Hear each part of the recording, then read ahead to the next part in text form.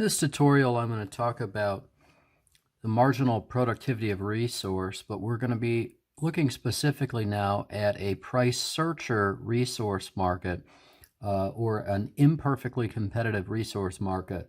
So in the last video, we talked about what it would look like with a perfectly competitive resource market, and we're still going to keep, by the way, our perfectly competitive product market, but we're going to be talking about an imperfectly competitive resource market. So if you recall correctly, this is going to be basically the same, only with a different price. So the firm below sells its output in a perfectly competitive, meaning that the demand curve for the firm's output is perfectly elastic, product market where it sells all of its output at the price of $2 per unit. So one of the things that we can tell right away is that the price of the output is always going to be the same. It's always going to be $2 because that is always the price regardless of the number of outputs that you're selling. Next part says, suppose that the labor market is now imperfectly competitive, meaning you're no longer looking at a labor supply curve that is perfectly elastic. In this case, you're going to be looking at a labor supply curve that's more typical of what we might expect, and it's going to be an upward sloping supply curve. Okay, and again, this would be the supply curve of labor because this is a resource market, whereas this was a product market, meaning this would be the demand for outputs. Okay, let's go back to our question. It says, suppose that the labor market is now imperfectly competitive and wages are the only variable input cost for a monopsony firm. Now, a monopsony firm simply means that they're the only buyer. So a monopoly is when you're the only seller, and a monopsony is when you're the only buyer. The labor supply curve is shown below in the wages column. Okay, so the wages column, that's one of the most important things to know right up front, that we know in advance that this is going to be the supply curve. So we'll make a note that that's going to be your supply curve. Now, we always know that the demand curve is going to be the marginal revenue product curve. So those are some notes that we can make in advance. So what's going to be different here is the labor supply curve is going to be different than that of the marginal resource cost. And I won't go through all of these again because we did it in the last video, but you have your marginal revenue product definition, and it's calculated in this way: change in total product divided by the change in the inputs. And then you have your, this is marginal physical product or marginal product. I think I said that correctly. And then you have your marginal revenue product curve, which is the change in total revenue due to the change of the or increase in the employment of one additional resource input. So stated really simply, it's the change in total revenue due to the change in an input, or divided by the change in an input. And then the last item that we're going to need to know is the marginal resource cost, which is the change in total cost divided by the change in the number of inputs, right? So if we increase the number of laborers by 1, how much is the total cost going to change? All right, now this all is going to look very familiar, but it's actually going to be quite a different looking graph than last time. And of course, we'll be plotting it here at the bottom in a moment. So let's begin. So we know right away the price. The marginal physical product we can calculate by looking at, again, if we go back up here, marginal physical product is the change in the total product divided by the change in the number of inputs. Okay, so leaving aside the first, which is 0, let's go to laborer number 1. When we go from 0 laborers to 1 laborer, we increase our output by how much? Well, by 12. So the marginal product or marginal physical product of the first laborer is going to be 12. Going from the first to the second worker, we are going to increase our output from 12 to 22. The marginal physical product for the second worker is 10. From the second to the third worker, we're going to go from 22 to 31. So the additional product or the marginal product is 9. To the fourth worker, we're going to go from 31 to 38. The additional product or the change from 31 to 38 is plus 7. And for the fifth worker, it increases by 4 from 38 to 42. So pretty straightforward. This is very similar to what we did last time. Price is given to us again. We know it's always going to be $2. The total revenue is going to be the price times the number of outputs. So we're basically going to take this number here, 12. I'm sorry, we actually should be using this number because the total revenue is the price times the quantity of output. And the price is $2 always. And then the total output is going to be 12, 22, all the way up. So for 2 times 12 is 24. 2 times 22 is 44. 2 times 31 is 62. 2 times 38 is 76. And 2 times 42 is 84. Now let's go back to our definition of marginal revenue product, and we could maybe do this one in blue. Marginal revenue product is the change in total revenue divided by the change in the number of inputs. Okay, now in this case, we're only changing the number of inputs by 1 each time. So how much did total revenue change due to the first worker? Well, it obviously went up by $24. So plus 24. From the first to the second worker, we go from 24 to 44, so that's plus 20.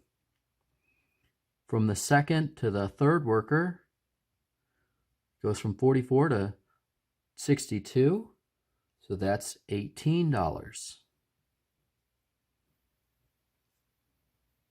I should put dollar signs here. And from the third worker to the fourth worker, we're increasing by $14. And from the fourth to the fifth worker, we're increasing by $8.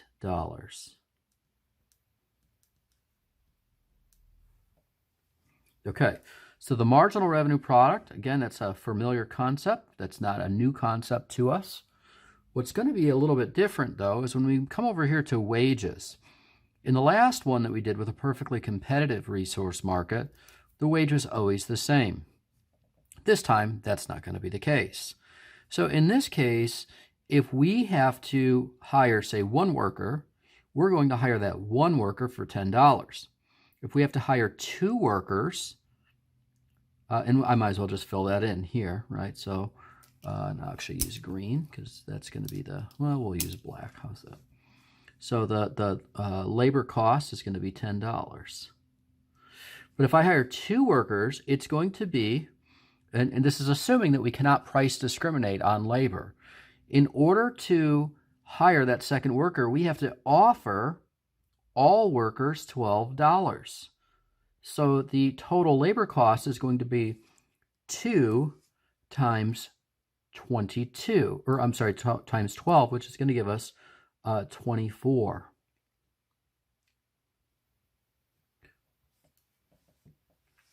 Now, one of the things that you can see over here, well, I'll tell you what, let's finish this up and then we'll come back.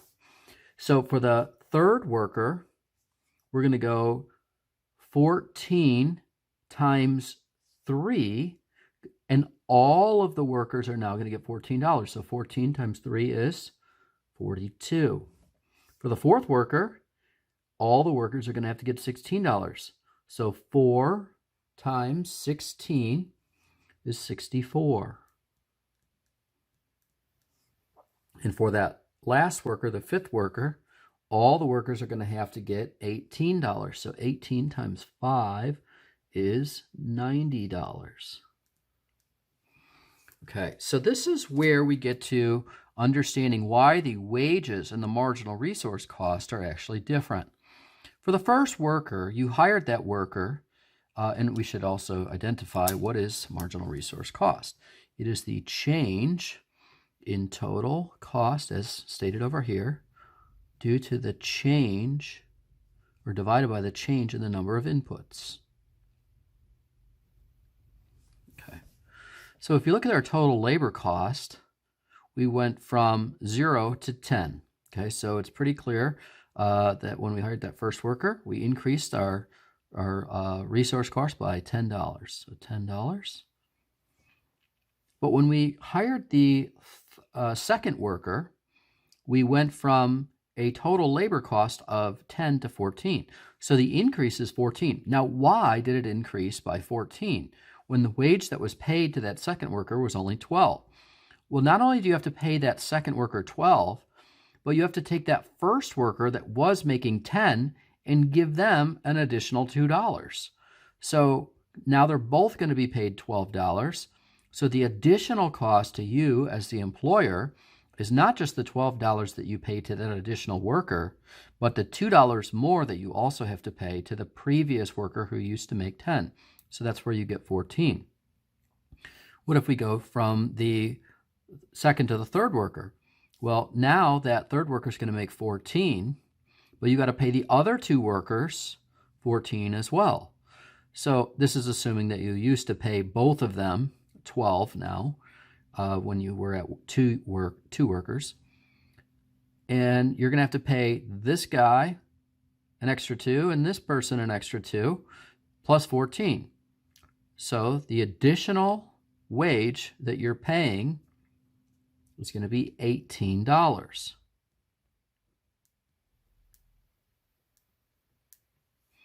Keep those plus signs in there. And of course, that's in dollars.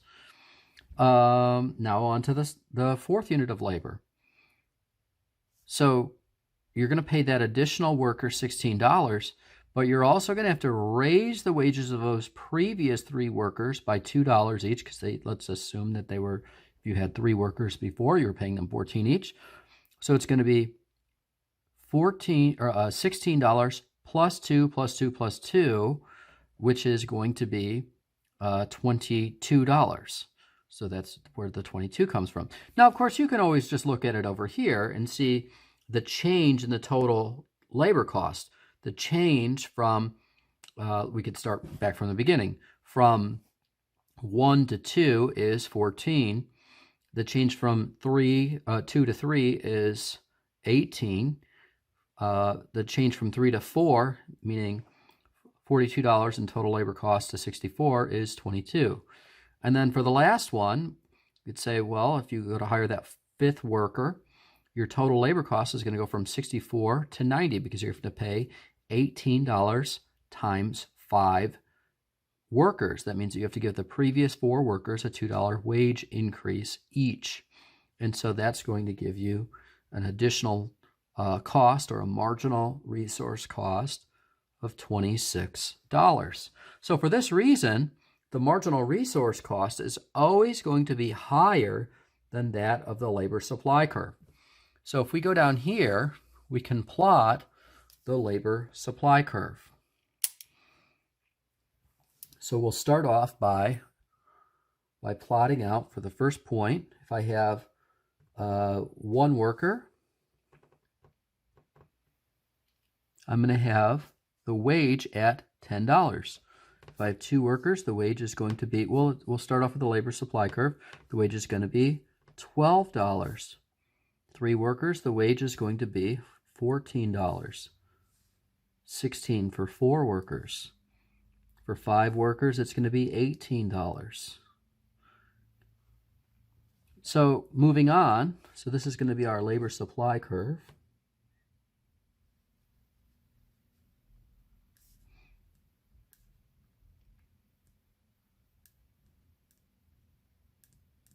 Okay, and so if you want to get more labor, you have to pay higher and higher wages. Then going into the marginal resource cost, that's going to be different. So you're going to start off at 10, but then you go to 14, and then to 18, then to 22, and then to 26. So the marginal resource cost looks like this. So the next thing that we need to plot is our demand curve. Now the demand curve starts off, we're looking at our marginal revenue product curve, and these are going to be one of the same. $24 for one worker. The marginal revenue product for the second worker is going to be 20. For the third worker, it's going to be 18. For the fourth worker, it's going to be 14. And for the fifth worker, we're at 8.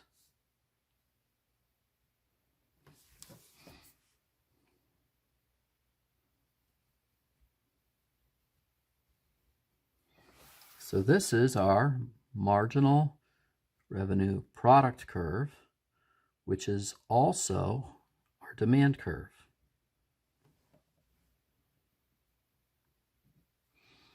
Okay, now the rule that we've discussed in the past, okay, it still applies, that firms want to hire where the marginal revenue product is equal to or greater than the marginal resource cost. Okay, so of course that's our green, your marginal resource cost, and our marginal revenue product that we're going to keep in blue.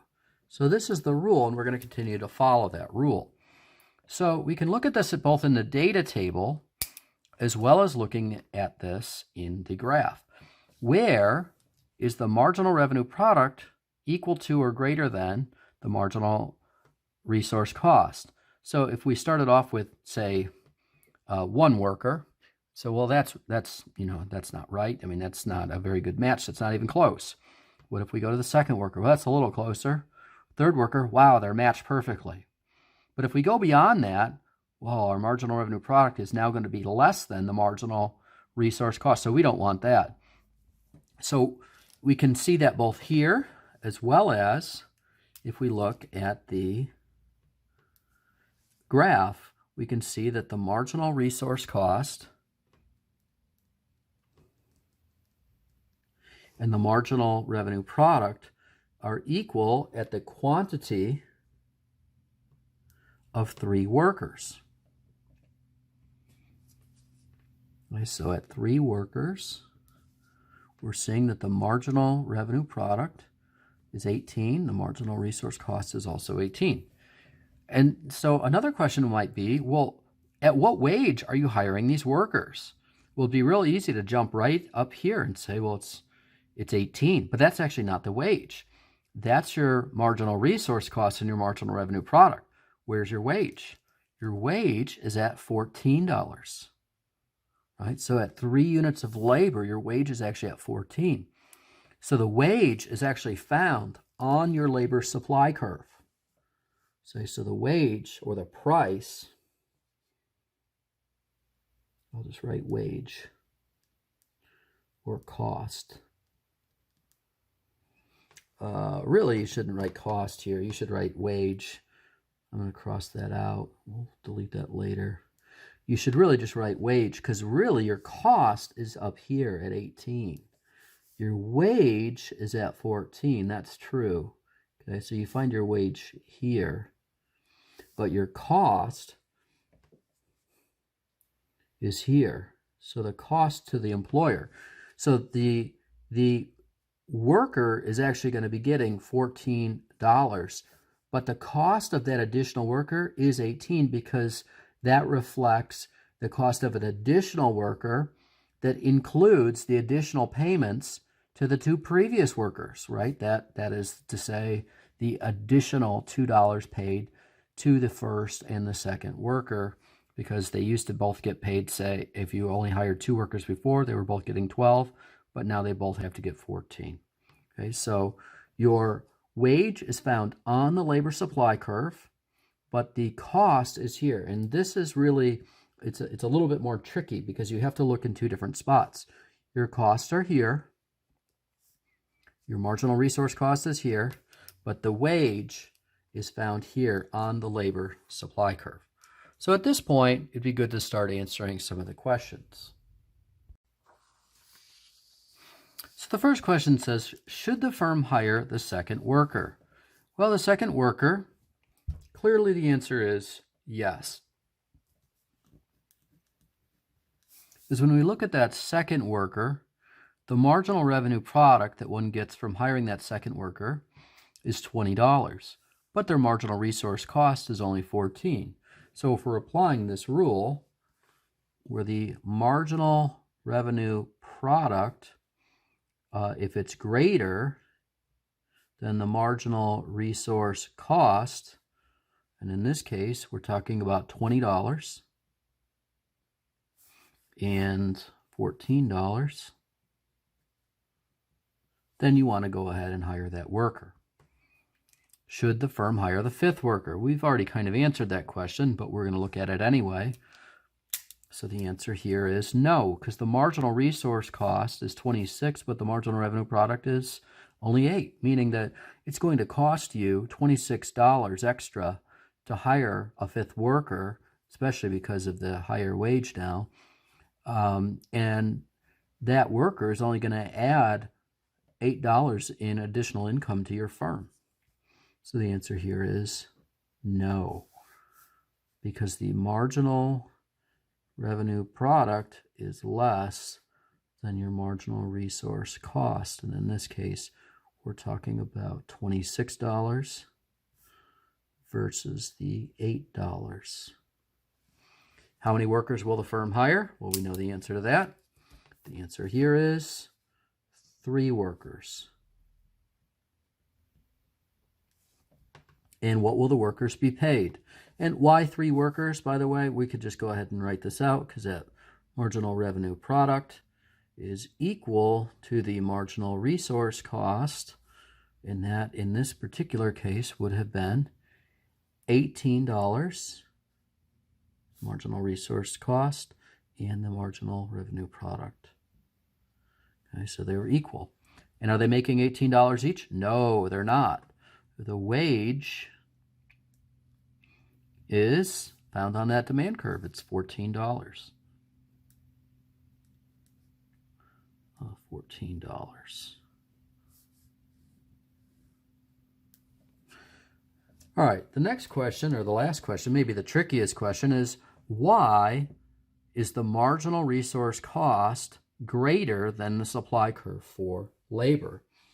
Basically, it's because when the firm hires an additional unit of labor, or additional worker, it must pay all workers the higher rate. Okay? So you're not just going to pay that, say, that third worker $18. You're going to pay, $14. You're going to pay all of the workers, the ones who you previously hired at lower wages, are all going to have to be paid at $14. Now, the exception here would be is if you could discriminate on wages, meaning that you could pay people different wages. And of course, in real life, people do that. But for our purposes today, we're not going to focus on that. So the firm has to hire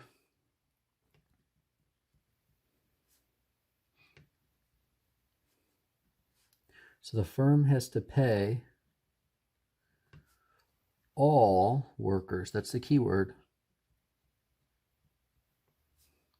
a higher wage rate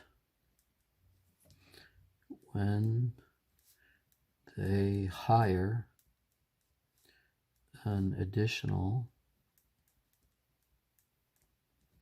worker